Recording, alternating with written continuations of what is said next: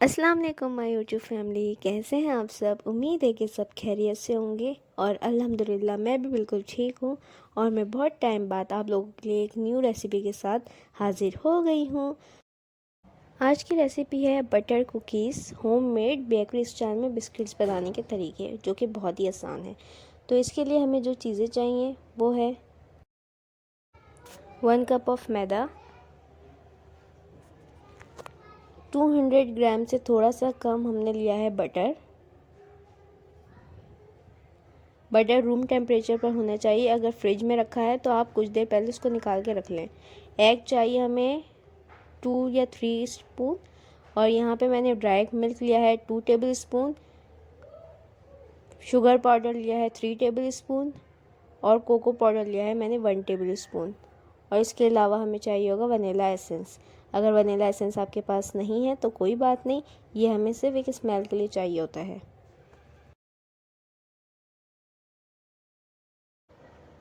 तो सबसे पहले हम ले लेंगे बटर।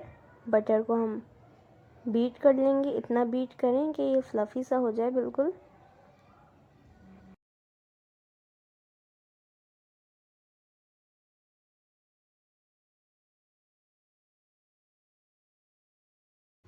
अब बटर में मैं ऐड कर दूंगी शुगर पाउडर और इसको भी पहले मैं मिक्स कर लूँगी।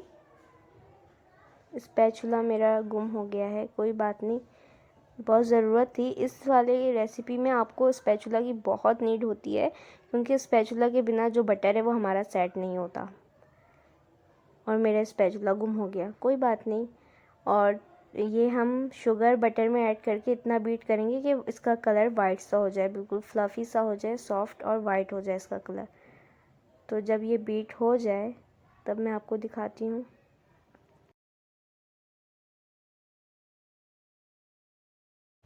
शुगर और बटर हमारा मिक्स हो चुका है। अब मैं इसमें ऐड कर दूँगी अंडा, 2 से 3 स्पून इसमें ऐड कर दूँगी। 3 स्पून इसमें ऐड कर दूँगी एग।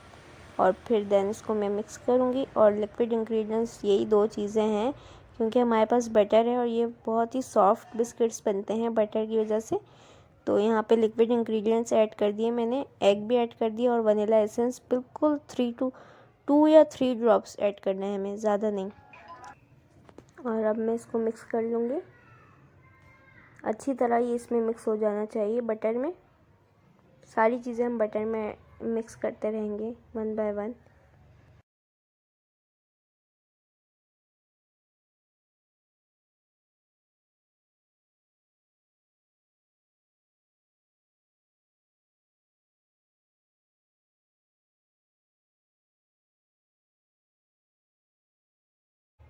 चले जी, ये मिक्स हो गया। अब रह गई हमारी दो चीज़ें, ड्राई मिल्क एंड मैदा। तो अभी मैं ड्राई मिल्क लूँगी और मैदे में ऐड कर दूँगी, ताकि ये अच्छी तरह मिक्स हो जाए हर तरफ। इसको मैं मिक्स कर लूँगी। मिक्स करने के बाद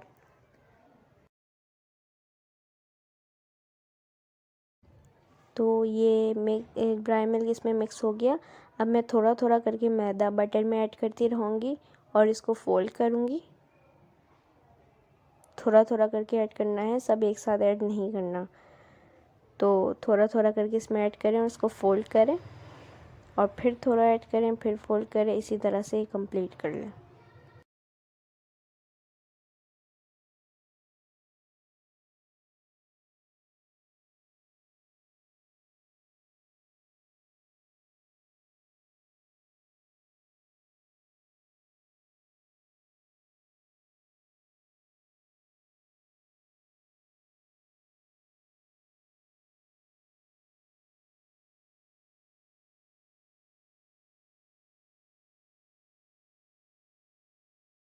तो यहाँ पे मैदा हमने फोल्ड कर लिया, डो हमारी रेडी हो गई है।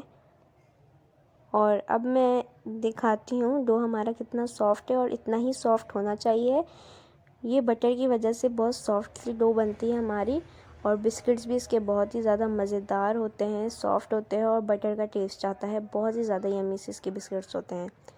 तो मैं आपको ज़रा इसको मिक्स कर लूँ अच्छे से, और फिर ये देखें कितना सॉफ्ट है ये, इतना ही सॉफ्ट होना चाहिए।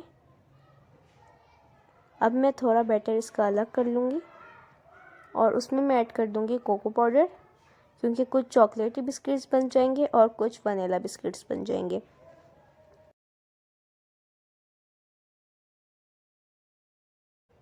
तो यहाँ मैंने थोड़ा सा इसका डो अलग कर लिया और इसमें मैं ऐड कर दूँगी अब कोको पाउडर।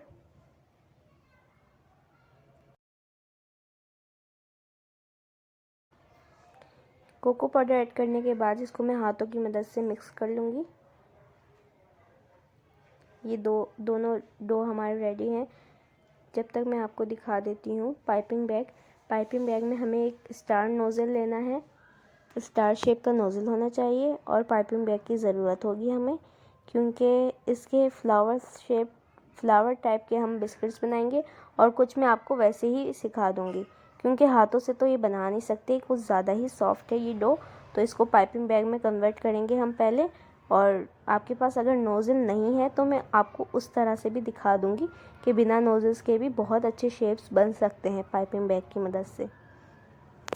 सारा डो पाइपिंग बैग में कर दिया मैंने।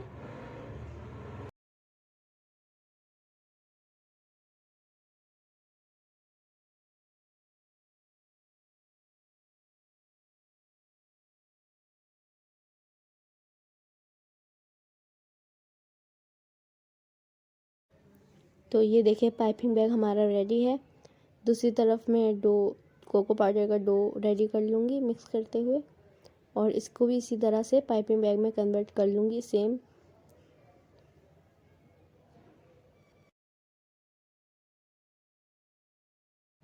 तो ये देखिए हमारी चॉकलेटी डो भी बिल्कुल रेडी है, और इसी तरह से मैंने स्टार नोज़ल लेना है और पाइपिंग बैग लेना है और उसको उसमें कन्वर्ट कर लेना है।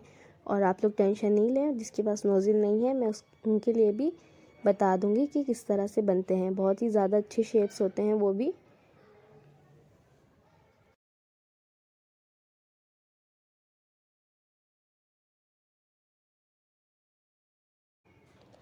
अब मैं ले लूँगी एक ट्रे।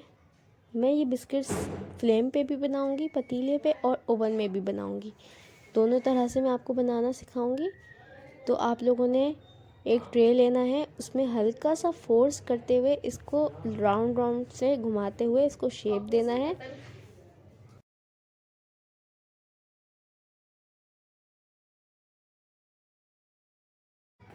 और इसी तरह से थोड़ा सा फोर्स के साथ इसको राउंड राउंड घुमाएं, इस तरह से सारे शेप्स बन जाएंगे। तो अब मैं आप लोगों को सिखाऊंगी कि बिना नोज़ल्स के किस तरह बनाते हैं। तो चलिए चलते हैं, मैं आपको दिखाती हूँ।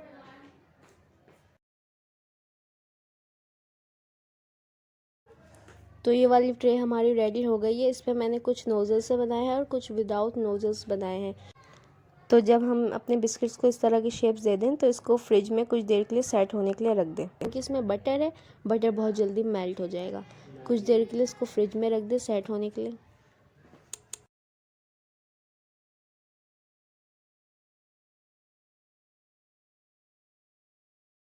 और ये ओवन में रखने के लिए भी ट्रे मैंने रेडी कर ली है। सॉरी, मैं आप लोगों को विदाउट नोज़ल्स नहीं दिखा पाई, वो वीडियो शायद मुझसे रह गई है। तो मैंने विदाउट नोज़ल्स भी इसी तरह से बनाया था।